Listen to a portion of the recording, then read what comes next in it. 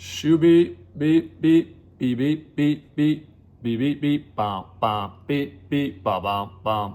I don't know where that was going. It was almost like jazzy, but I figured most of them were jazzy, and so I tried to throw maybe like a techno remix in there. But anyways, three body thinking. And as you can tell, the theme songs will only get better from here. Each and every time you listen, I'm sure you are more impressed. This again is logical fallacies and cognitive biases.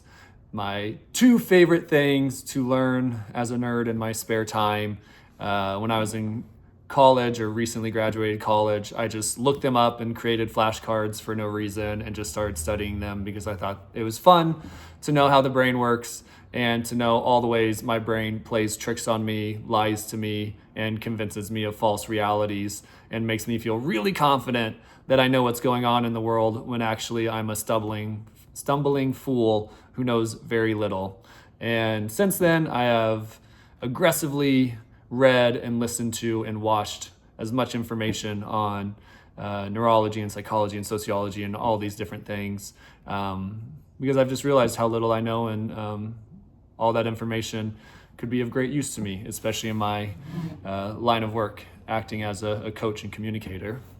So anywho, today I want to focus on the appeal to nature fallacy.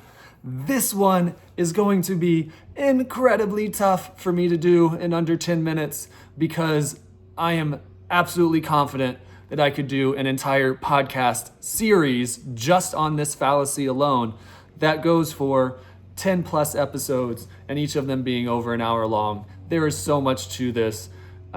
With how much technology is progressing, there is always going to be the opposite side of the coin in any advancement. And with technology being in every aspect of our lives, the opposite side of that coin is that nature is the perfect entity, that nature is the most gracious gift we've ever received. And the farther we get away from it, the more we make ourselves sick and the more we kill ourselves with ingredients and chemicals and compounds and all these gross things that we put into our body. And that Wi-Fi is cooking our brain and turning us into Bill Gates robots through COVID vaccines.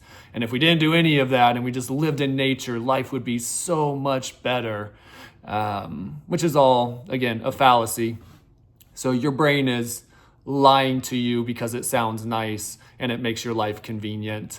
Welcome to the human brain. If you don't actively make yourself aware of these things, you will always fall victim to it, because even when you are actively aware of them, you still fall victim to them, just not as much. So you really have to do the work to pay attention to how you're thinking to know all the pitfalls of it. So the appeal to nature fallacy, if you haven't picked up on what it is yet, it basically assumes that anything that is deemed natural or of nature is moral or good.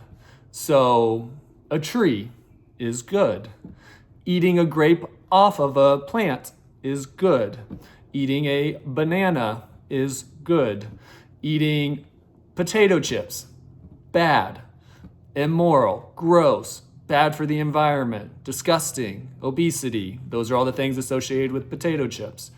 Processed foods. If you take some honey and you rub it on your earlobes because you think you're getting a cold, then you're good, you're smart, you are doing something nature would want you to do because honey is natural and you're rubbing it on your natural body. If you think you're getting sick, so you take some medicine prescribed to you from a pharmacy, then you're gross. You might be slightly evil. You are what's wrong with the world because you're doing disgusting things to the human body that were never meant to happen. Again, I'm going to try and keep this under 10 minutes. It's going to be very difficult because even in everything I just said, almost every sentence deserves its own podcast to go on. So this fallacy operates under the belief that we came from nature, and therefore the closer we are to nature, the happier we're going to be, the healthier we're going to be, and the more moral is the word I keep using, but the better we are as a human, as a species, which often just gets attached to morality in general. I'm going to quickly read you all of the ingredients or substances or compounds or chemicals that you can find in a non-GMO, so it's just a naturally occurring, a non-genetically modified organism, just a naturally occurring banana that you go and grab. It's long, and I'm gonna do it like my professor in college told me to do, with scientific names, and that is to say it loud and like you absolutely know what you're talking about.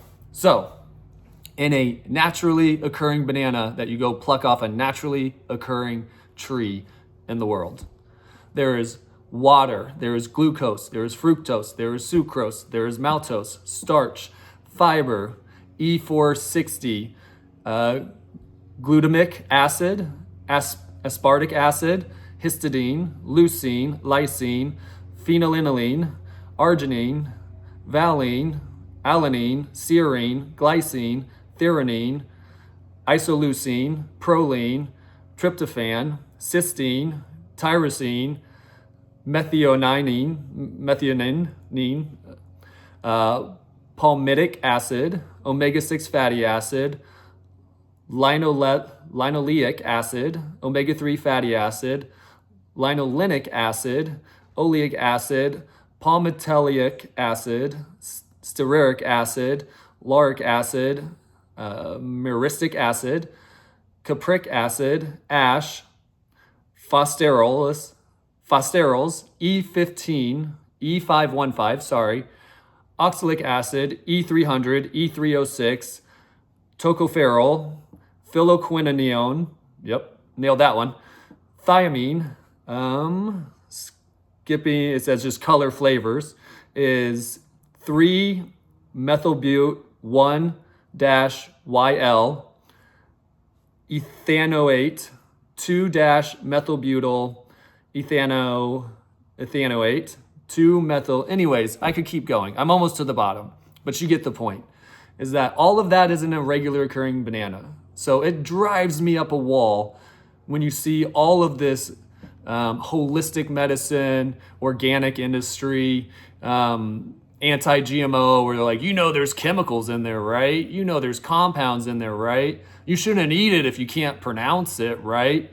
Sorry for you, but scientists love to label stuff, and they never make the names easy. They're always like the names I just read, for a good reason for them, but it's never with the general population in mind. The scientists are not going and finding new planets and finding new ingredients, or ingredients is probably the wrong word there, new chemicals inside of naturally occurring organisms, new proteins, new enzymes, and thinking, how are the billions of people who are probably never going to come across this going to pronounce it?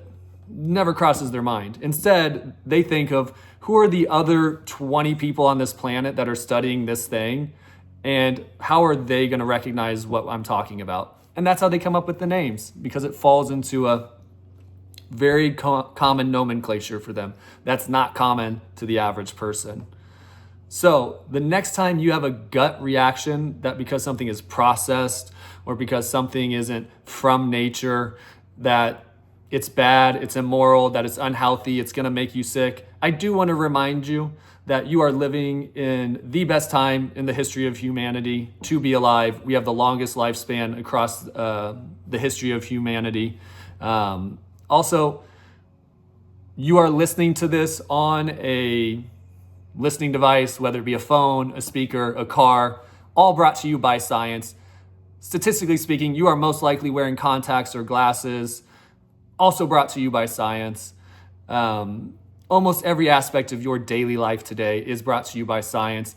And even the medicines that you take, like Tylenol, are just highly condensed versions of naturally occurring chemicals in nature that are purified, so we know exactly the amount you're getting at exactly the right dosage, so that you're not just chewing on bark with your fingers crossed going, I hope my tooth pain goes away, which is what Neanderthals did. So they were definitely onto something, but they had no regulation of it.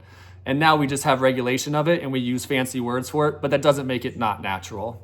And I only have 10 seconds left. And again, I so badly want to keep going for at least another 5 hours on this, but I will cut it there.